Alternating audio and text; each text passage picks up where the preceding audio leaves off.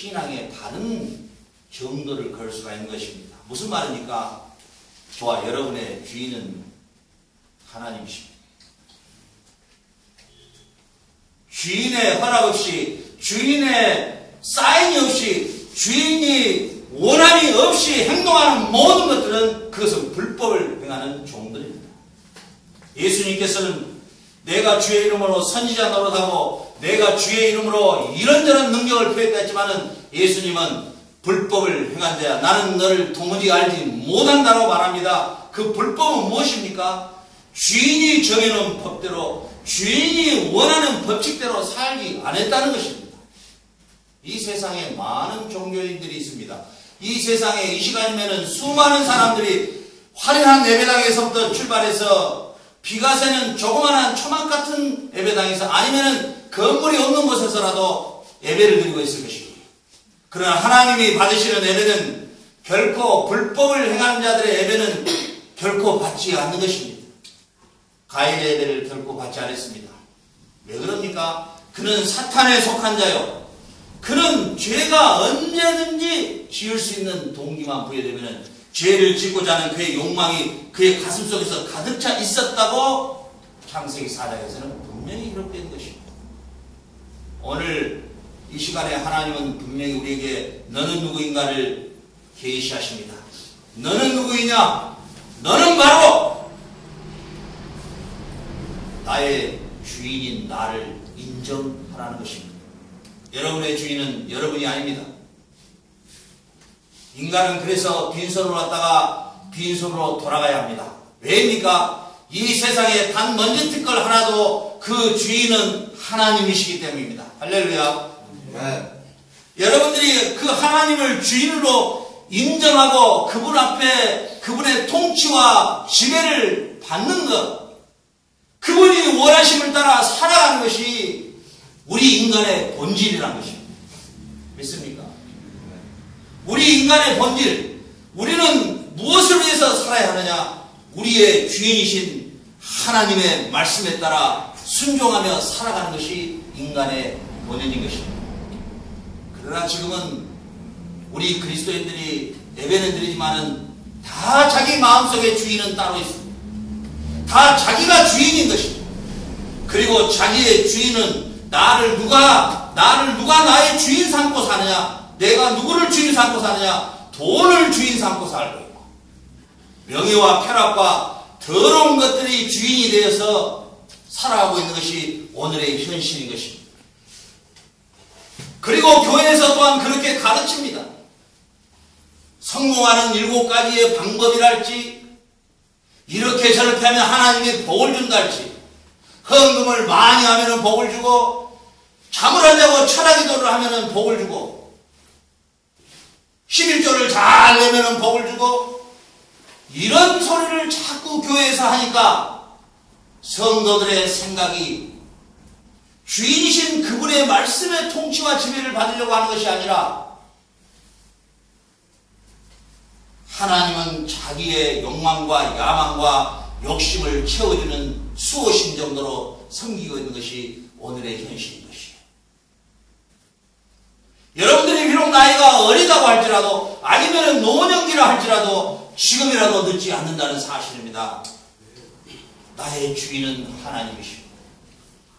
하나님은 분명히 오늘 선언합니다. 너의 주인은 나다라고. 온 세상 만물도 전부 주인이 나다라고 오늘 하나님께서는 선언하신 것이 바로 이 창세기의 저자의 의도요, 성령님의 계시의 의도인 것입니다. 이스라엘아 들으라. 쉐마 이스라엘아 들으라. 너희의 주인은 나다. 할렐루야. 너희의 아버지는 나며 너희의 왕은 나다. 너희를 통치할 왕은 아무도 없으며 너희의 주인도 아무도 없으며 너희는 세상의 모든 권세 아래 무릎을 꿇을 수 없는 오직 나의 백성이다라고 하는 것을 저자 모세를 통해서 하나님은 계시하신 것입니다.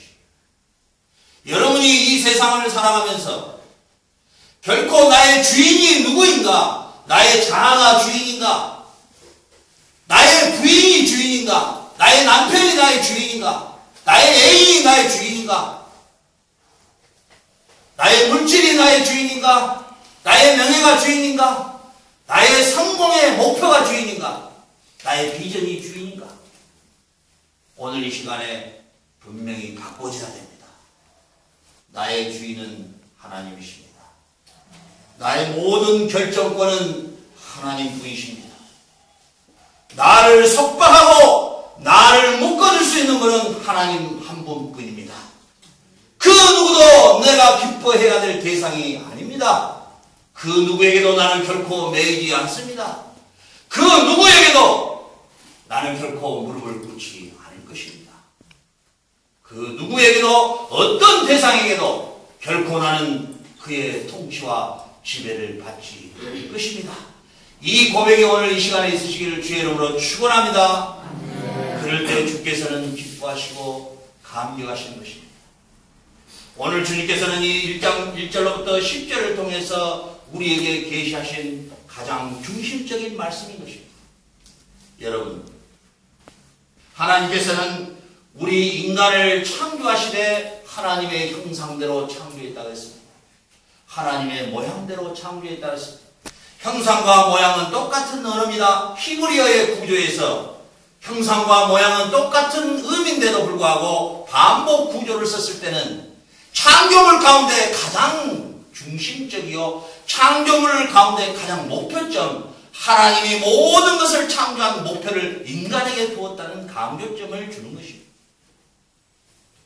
이 세상의 모든 것들은 하나님이 창조하실 때 그 목적이 인간을 향한 목적이었다는 것입니다. 여러분, 얼마나 위대한 하나님의 창조의 계획이었습니까? 우리 인간이 얼마나 위대한 존재였냐 그 말입니다. 우리 인간은 하나님의 형상과 하나님의 모양대로 지어졌다고 그랬습니다. 하나님의 모든 인격과 하나님이 가지고 계시는 속성을 우리 인간에게 부여해 줬다 그 말입니다. 하나님이 가지고 있는 속성 가운데 부여하지 않는 속성이 물론 있습니다. 이 세상 만물을 무에서 유를 창조한 그 창조의 능력은 결코 우리 인간에게는 주지 않았습니다. 그러나 하나님이 창조한 물질을 하나님이 창조한 것으로 다시 새로운 것을 만들 수 있는 창조의 능력까지 유일하게 인간에게 부여해 주셨다는 사실입니다. 우리 인간은 얼마나 위대한 존재입니까? 하나님의 거룩한 성품과 그의 신성을 닮은 존재입니다. 인간이 범죄함으로 말미암아 얼마나 더러운 존재로 바꿔졌습니까? 로마서 1장에 보면 썩어질 버러지와 우상 앞에 고개를 숙이고 더러운 것들로 세균거리를 삼고 이 세상의 더러운 것들에 술 취하고 방탕하며 이 더러운 형상으로 짐승의 형상도 못한 그 정도로 인간이 타락해버렸다 그 말입니다. 그러나 하나님은 우리 인간을 이토록 사랑하시고 우리 인간의 존재를 이토록 존귀하게 여기시고 우리 인간을 마치 이 땅에서는 하나님과 같은 존재로 창조하셨다 그 말입니다. 할렐루야. 여러분, 여러분의 형상을 회복하는 것이 믿음 생활의 최종 목표입니다. 하나님의 형상으로 닮아가는 것이 믿음 생활의 최종의 목표입니다. 예수 믿고 잘 살고 잘 먹고 50평에서 100평으로 늘어나고 아들 시집 잘 장가고 서울대학교 들어가고 하버드대 들어가고 이런 게 목표가 아닙니다. 우리 인간의 목표는 너는 누구인가? 이스라엘아 너는 누구인가? 오늘 살아가는 저와 여러분이 누구인가? 너희는 나의 형상이다. 너희는 나의 형상이다. 아담의 범죄로 말미암아 타락한 우리 인간의 이 형상을 회복하는 것이 유일한 우리 신앙의 목표입니다. 여러분의 더러운 행실을 버리고 썩어져가는 내 구습을 버리고 이제는 하나님의 거룩한 형상으로 회복해야 될 때가 가장 중요한 시기요, 그것이 우리 성도의 목표인 것입니다. 하나님께서는 친히 빛이 있으라 하시니 빛이 있었고 이렇게 말씀하십니다. 그때는 땅이 혼돈하고 공허하며 흑암은 깊음이 있고 하나님의 신은 수면 위에 우명하였더라. 하나님의 신 성신께서도 창조자였습니다. 요한복음 1장 1절로 3절에 그가 없이는 아무것도 창조된 것이 없다. 그가 곧 예수님이라고 계시되어 있습니다. 태초에 하나님이 천지를 창조하셨느니라. 창세기 1장 1절에서는 성부 하나님이 계시되어 있습니다. 창조의 사역은 철저하게 세 분께서 함께 하신 것입니다. 오늘 저와 여러분이 예수 그리스도가 십자가에 죽으시고 부활하심이 우리의 죄와 허물 때문이라고 여러분이 믿고 고백한다면 우리 안에 계시는 성령 하나님이 여러분을 새롭게 창조하신 것입니다. 세상의 종교와 세상의 어떠한 수행을 통해서 사람은 절대로 새롭게 되는 것이 아닙니다. 사람의 생각을 바꾸고 가치관을 바꾸고 사람의 모든 목표를 바꾸는 것은 대학교에서 사상교육을 통해서 절대 바꾸지 않습니다. 공산주의는 그토록 오랫동안